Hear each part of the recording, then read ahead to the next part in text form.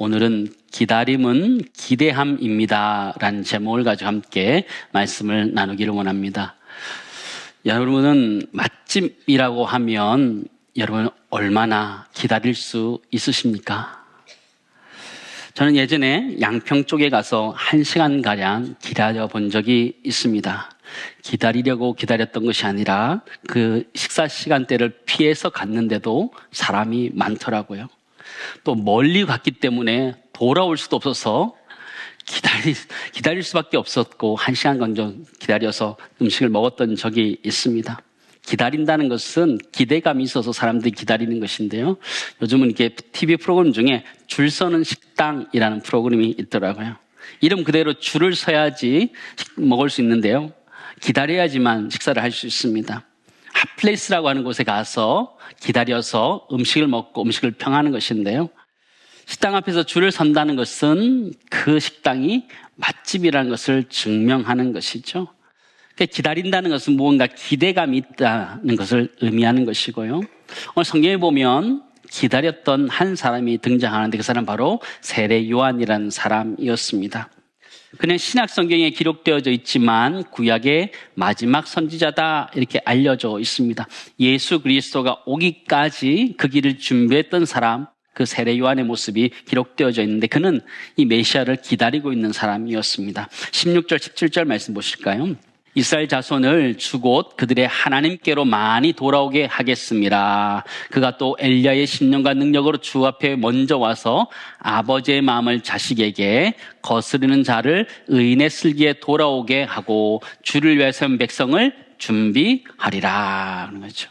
세례 요한은 예수 그리스도 길을 준비하는 사람, 그 길을 곧게 하는 사람으로서 부름받았음을 우리는 잘 알고 있습니다. 무언가 기다린다는 것은 기대한다라는 것을 의미하는 것이죠. 그런 의미에서 기다림은 기대함입니다 라고 표현할 수 있는 것 같습니다. 이 세례 요한은 예수 그리스도에 대한 기대함이 있었습니다. 그래서 기다렸던 것이죠. 그런데 한 가지 문제가 발생하게 됩니다. 19절 20절 말씀 보실까요? 요한이 그 제자 중 둘을 불러 주께 보내어 이르되 오실 그이가 당신이 오니까 우리가 다른 일을 기다리오리까 하라 하매. 그렇죠? 이 세례 요한이 기다리고 있는데 문제가 생겼어요. 그게 무엇이냐면 병행구절인 11장을 마태복음 11장에 가서 보면 이 세례 요한이 옥에 갇히게 되었다라고 하고 있고요. 또 마태복음 14장에 가면 그 옥에서 이 세례 요한은 목배임을 당해서 죽게 됩니다.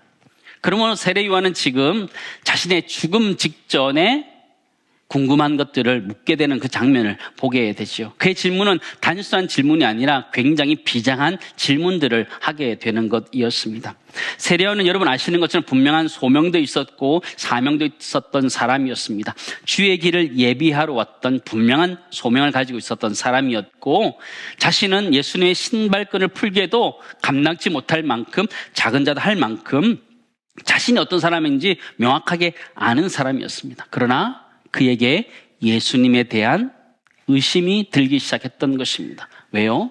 그가 감옥에 갇혀 있었기 때문이었습니다. 세례 요한은 제자들을 보내서 예수님께 물어봅니다. 오실 그이가 당신이 오니까 우리가 다른 일을 기다리오리까 물어보는 것이죠. 오실 그이라는 것은요, 메시아를 이야기하는 것을 우리 다 알고 있습니다. 로마의 압제로부터 구원해낼 메시아가 바로 당신입니까? 물어보는 것이죠. 세례 요한이 왜 물어봤을까요? 몰라서 물어봤을까요? 그의 소명은 있었는데 왜 그가 이런 질문을 했을까요? 그가 옥에 갇혔기 때문에 그가 의심이 들었다라고 보여집니다. 사랑하는 성도 여러분, 사랑하는 우리도 역시 옥에 갇히거나 하면 믿음이 흔들리게 됩니다.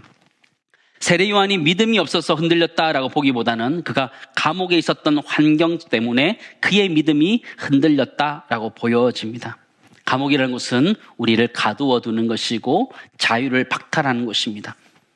우리 인생도 우리 마음대로 하지 못할 때 답답함을 가지게 되고 우리 마음의 감옥에 갇히게 됩니다. 그럴 때 신앙에 대한 회의도 들기도 하고 믿음에 대한 의심이 들기도 하는 것이 우리의 모습입니다.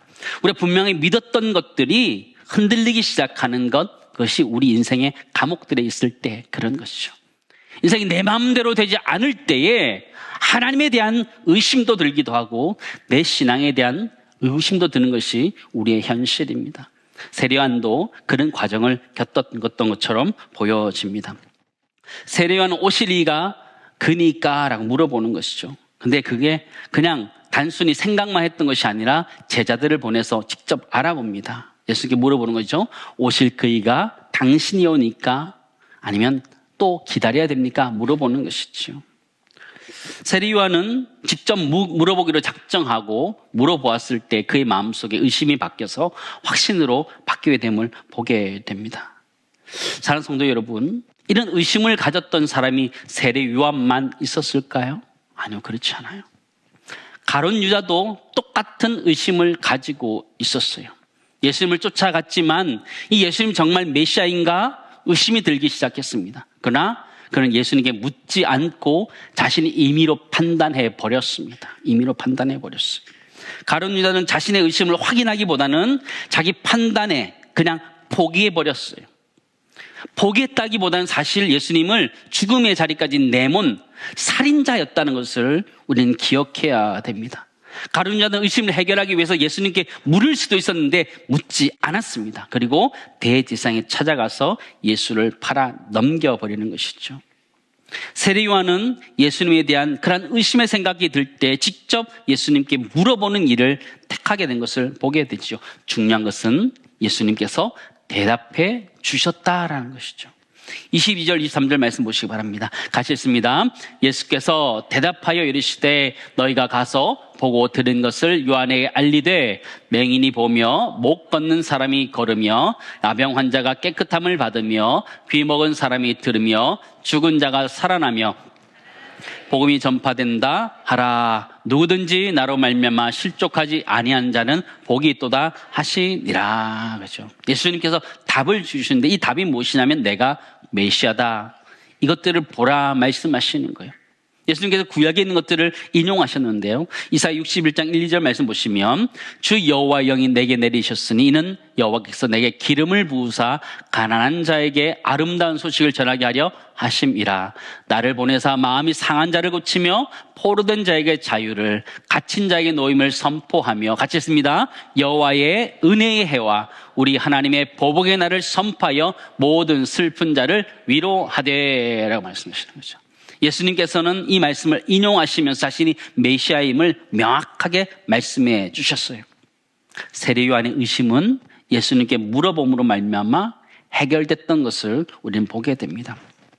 우리에게로 좀 적용해 봤으면 좋겠습니다. 우리도 인생을 살아가다 보면 때론 하나님에 대한 회의, 신앙에 대한 회의가 들 때가 있어요, 없어요? 없죠. 예. 근데 그런 회의가 잠깐 들 때가 있어요. 세례요한도 마찬가지입니다. 세례요한은 어떤 사람이었어요? 자신의 사명이 무엇인지 명확하게 아는 사람도 그의 마음속에 의심이 들고 신앙의 회의가 들 때가 있었다라는 것이죠. 그가 감옥에 갇혔을 때. 우리도 마찬가지예요. 신앙생활 열심히 하고 아무 일 없을 때는 괜찮은데 인생에 갑자기 어려움들이 찾아와가지고 내가 인생의 감옥에 갇히게 되면 내 마음대로 되는 것이 없을 때에 내 자유가 빼앗겼을 때 우리는 신앙의 회의가 찾아오는 거예요. 정말 하나님 살아계시냐? 그런 의심이 들기도 하지요. 세례요한은 그럴 때 하나님 앞에 나아가서 기도하죠. 주님 앞에 나와서 기도하는 것이죠. 물어봤던 것이죠. 물어봤을 때 주님이 말씀해 주셨던 것을 보게 됩니다. 사랑하는 성도 여러분, 우리 마음속에 하나님에 대한 의심이 들고 신앙에 대한 회의가 들 때 그걸 방치하면 안 됩니다.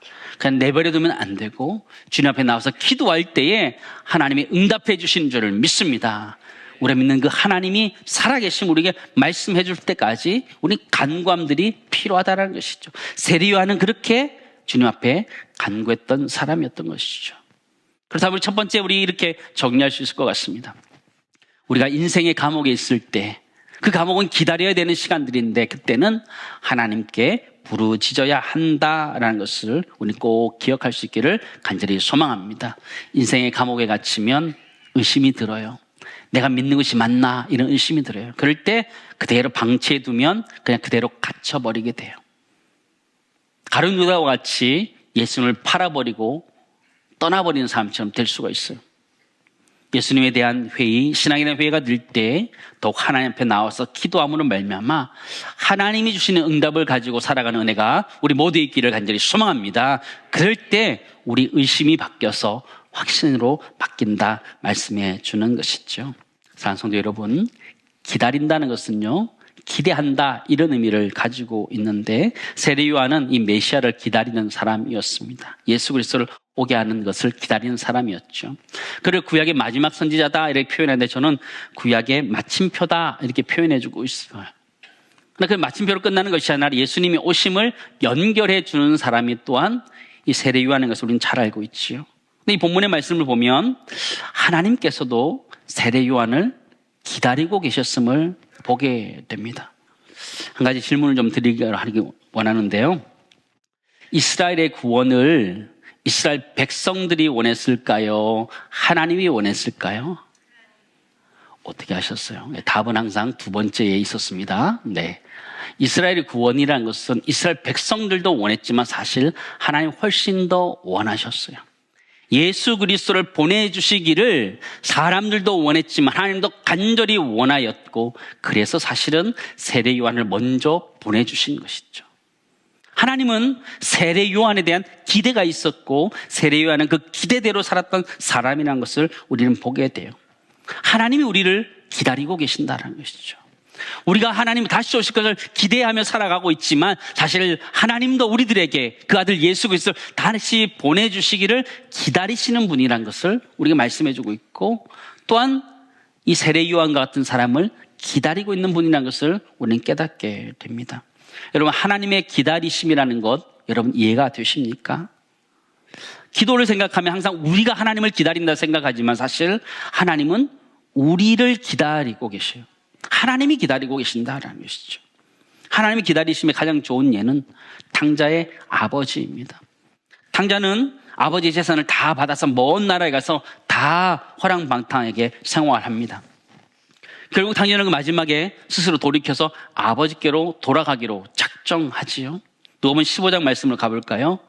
탕자가 고백합니다. 내가 일어나 아버지께 가서 이르기를 아버지 내가 하늘과 아버지께 죄를 지었사오니 지금부터는 아버지의 아들이라 일컬음을 감당하지 못하겠나이다. 나를 품꾼의 하나로 보소서 하리라 하고 이에 일어나서 아버지께로 돌아가니라. 그 다음 구절 보시기 바랍니다. 아직도 거리가 먼데 아버지가 그를 보고 측인이 여겨 달려가 목을 안고 입을 맞췄다. 이렇게 표현되어 있죠. 성에 보시면 탕자가 일어나서 아버지께로 돌아간다라고 표현하고 난 다음에 그가 쉽게 돌아갈 수 없었습니다. 왜냐하면 먼 길을 왔기 때문에 재정적인 여유도 없기 때문에 그 길을 다 걸어갔을 것이라 생각되어집니다. 걸어가는 날들이 수일이 걸렸을 것이다 상상되어집니다. 그런데 오늘 성경을 보시면 그가 돌이키자마자 아버지가 마주 나왔던 것처럼 성경은 기록되어져 있다라는 것이죠. 왜 그렇게 기록했을까요? 돌이키자마자 아버지가 달려온 걸까요? 어떻게 만날 수 있을까? 그들이 아주 먼 거리에 있었음에도 불구하고 돌이키자마자 아버지가 달려온 것처럼 기록되어져 있어요.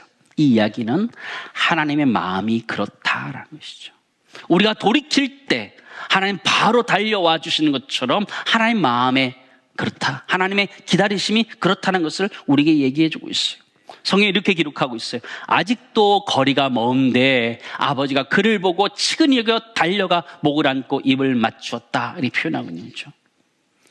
둘째 아들 몰고를 알아보는 게 기적이겠죠.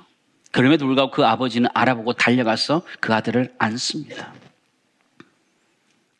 이 장면을 보면요, 탕자가 돌아온 것인지 아버지가 돌아온 것인지 알 수 없을 만큼 굉장히 밀접하게 기록되어져 있음을 보게 돼요. 돌이키자마자 아버지가 등장하며 달려오는 모습을 성경은 보여주고 있어요. 하나님의 기다리심이 그렇다라는 것이죠. 이 시대를 살아가는 우리들에게도 하나님의 기다리심이 있다라는 것이죠. 하나님이 세례 요한을 기다리셨던 것처럼, 기대했던 것처럼 이 시대를 살아가는 우리들에게도 그런 기다림이 있고 그런 기대감이 있다는 것을 발견하게 돼요. 오늘 성경을 보니까 예수님께서 참 기대했던 한 사람 세례 요한이 기록되어져 있습니다. 본문으로 다시 돌아갔어요. 예수님께 대답을 듣고 세례요한의 제자들이 돌아가게 됩니다. 사건은 다 끝났는데 그 다음에 예수님께서 여운을 가지면서 무리들에게 이 세례요한에 대해서 가르쳐주는 장면이 기록되어져 있습니다. 예수님이 이 세례요한을 얼마나 기다리셨나, 얼마나 기대하고 있는지를 본 장면입니다. 24절에서 26절 말씀 보시기 바랍니다. 요한이 보낸 자가 떠난 후에 예수께서 무리에게 요한에 대하여 말씀하실 때 너희가 무엇을 보려고 광야에 나갔더냐? 바람에 흔들리는 갈대냐? 그러면 너희가 무엇을 보려고 나갔더나 부드러운 옷 입은 사람이냐? 보라, 화려한 옷을 입고 사치하게 지내는 자는 왕궁에 있느니라. 그러면 너희가 무엇을 보려고 나갔더냐? 선지자냐? 옳다. 내가 너에게 이르노니 뭐라 그래요? 선지자보다도 훌륭한 자니라. 예수님이 기대하고 있는 그 사람, 자신의 사명을 향해서 끝까지 달려가고 있는 그 사람을 기대하고 있음을 예수님의 표현을 듣고 우리는 보게 됩니다. 세례 요한은 선지자보다도 훌륭한 사람이라는 것을 예수님은 평가하고 있음을 보게 되지요. 여러분, 세례 요한의 삶이 쉬운 삶은 아니었습니다. 그는 광야에서 외치는 소리와 같은 삶을 살았고 감옥에서 삶을 살게 되었습니다. 광야에서 외쳐지는 그런 소리처럼 그냥 흩어지는 소리와 같은 그런 인생을 살았고 감옥에 갇혀서 의심의 안개가 자욱하게 살았던 사람처럼 보여집니다. 그러나 그는 끝까지 그런 하나님이 원하시는 삶, 하나님이 기대하시는 삶을 살았던 사람이라는 것을 우리는 보게 되는데 그 은혜가 우리 모두에게도 있기를 간절히 소망합니다. 이 시대 가운데 우리 모두가 세례 요한과 같은 사람 되었으면 좋겠어요. 하나님이 기다릴 수 있는 사람, 하나님이 기대하는 사람, 우리 모두가 되기를 주님은 축원합니다. 하나님 그걸 우리에게 기대하고 계시는 거예요. 그냥 대충 이렇게 살아가는 인생이 아니라 우리를 통해서 기대하시게 하는 은혜. 하나님께서 이 나라를 고치기 위해서, 이 민족을 고치기 위해서 기대할 수 있는 그 사람이 우리 모두가 되기를 주님을 축원합니다. 우리 믿는 사람들을 통해서 하나님은 기대하고 계시다는 것이죠. 저는 이 말씀을 읽으면서 또 말씀을 준비하면서 참 가슴 속에 남는 구절이 있었습니다. 이 반어번처럼 이야기하는 것인데요. 너희가 무엇을 보려고 광야에 나갔더냐? 바람에 흔들리는 갈대냐? 너희가 무엇을 보려고 나갔더냐? 부드러운 옷을 입은 사람들이냐? 물어보시는 거죠. 사람들이 무엇 보러 나갔어요? 선지자, 이 세례 요한을 보러 나갔던 것이죠. 이 말씀이 저는 다르게 우리에게 들려지게 됩니다. 너희는 지금 무엇을 위하여 신앙생활을 하고 있느냐 물어보시는 것 같아요. 너는 왜 교회에 나왔느냐 물어보시는 것 같아요. 너는 왜 나와서 기도하느냐, 너는 왜 예배를 드리냐 우리에게 물어보시는 것 같아요. 우리 목적이 무엇이에요? 우리 목적이 세상 사람들처럼 잘 사는 것이 목적인가요? 아니, 우리 그리스도인들은 하나님 말씀대로 살아가는, 올바르게 살아가는 것이 우리의 인생의 목적인 줄을 믿습니다. 더 나아가 세상 사람들이 추구하는 부귀영화가 우리가 목표로 두어야 되는 것이 아니라 하나님 나라의 소명과 사명이 우리 인생의 목적이 되어야 된다는 것이죠. 이 질문, 너는 무엇을 보려고 광야에 나갔더냐? 우리에게 던지는 질문이에요.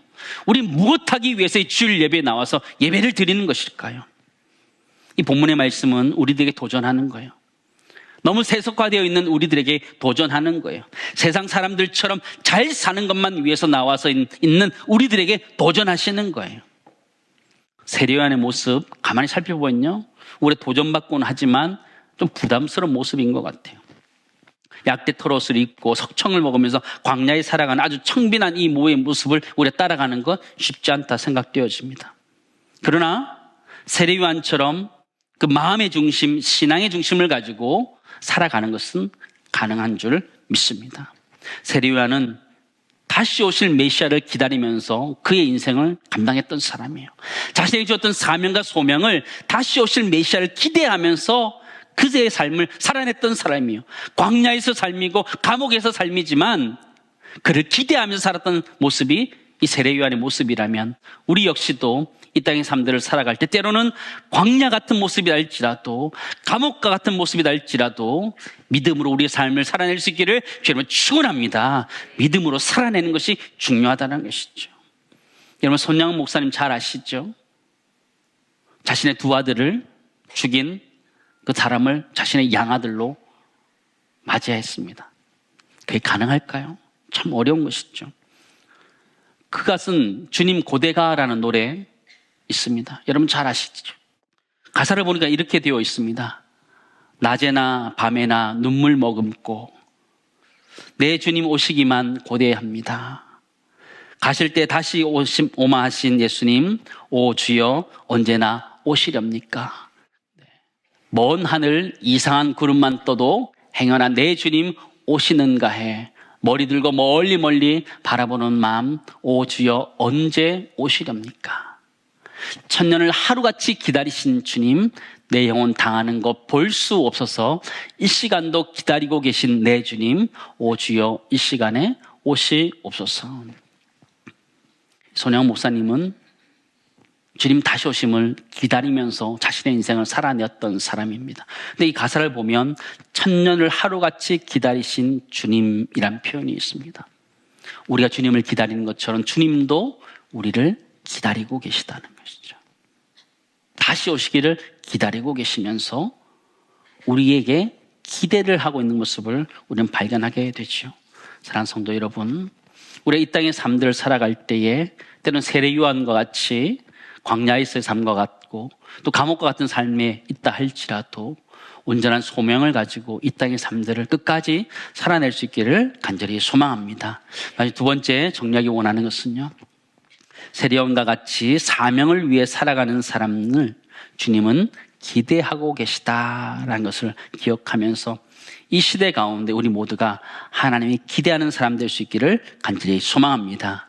세례 요한은 주님 오심을 기다리던 사람이었습니다. 지금 이 시대를 사는 우리도 다시 오실 주님을 기다리며 살아가는 사람들입니다. 그러므로 세례 요한이 감옥 같은 삶, 광야 같은 삶이었지만 자신의 사명을 위해서 끝까지 살아갔다면 이 시대를 살아갈 때 우리 모두도 우리의 삶들을 충분히 살아내게 하실 줄을 믿습니다. 때로는 감옥과 같이 답답한 곳, 광야같이 아무것도 없는 상황이다 할지라도 분명히 하나님이 인도하실 것이라는 믿음을 가지고 다시 오실 주님을 기대하면서 이 땅의 삶들을 살아낼 수 있기를 간절히 소망합니다. 할 수 있다 말씀하시는 것 기억하셨으면 좋겠습니다. 이제 말씀을 정리하도록 하겠습니다. 기다림은 기대함입니다. 기대하기 때문에 기다릴 수 있는 것입니다. 때로는 답답할 수 있지만 기대하기 때문에 기다릴 수 있는 것이죠. 분명한 기도의 응답이 있을 때까지 기도하며 기다릴 때 하나님 응답하실 것입니다. 때로는 신앙의 회의가 들기도 하고 하나님에 대한 의심이 들기도 할 때 방치하면 큰일 납니다. 그럴 때 더 하나님 앞에 나와서 기도하면 하나님 우리의 분명한 응답을 주시고 우리를 이끌어 주실 줄을 믿습니다. 그리고 세례 요한과 같이 어떤 상황에서도 다시 오실 주님을 기대하며 살아갔으면 좋겠고 주님도 그런 세례 요한 같은 사람을 기대하셨다는 걸 기억하면서 이 시대에 우리 모두가 하나님의 기대할 수 있는 사람, 하나님 기대할 수 있는 교회로 쓰임받는 우리 모두 되기를 간절히 소망합니다.